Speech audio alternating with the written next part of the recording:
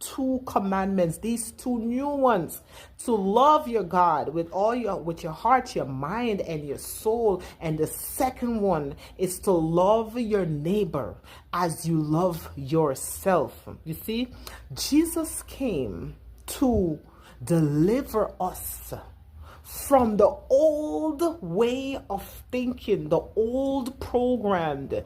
Jesus came to deliver us for you to start thinking differently, okay? Instead of hating your neighbor, Jesus said to love your neighbor, okay? Instead of hating your enemies, Jesus said to love your enemies. Love your enemies. In Matthew 25, right? No, in Matthew 5, 44 to 45, Jesus is saying to love your enemies.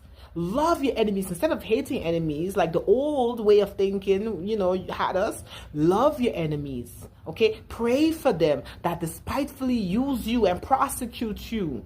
And do good to them that harm you. Bless them that curse you. Do good to them that hate you.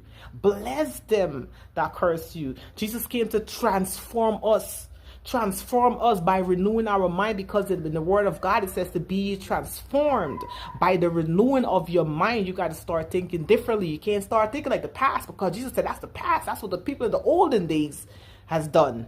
Now I'm coming with something new for you. This new commandment I'm giving you is to love.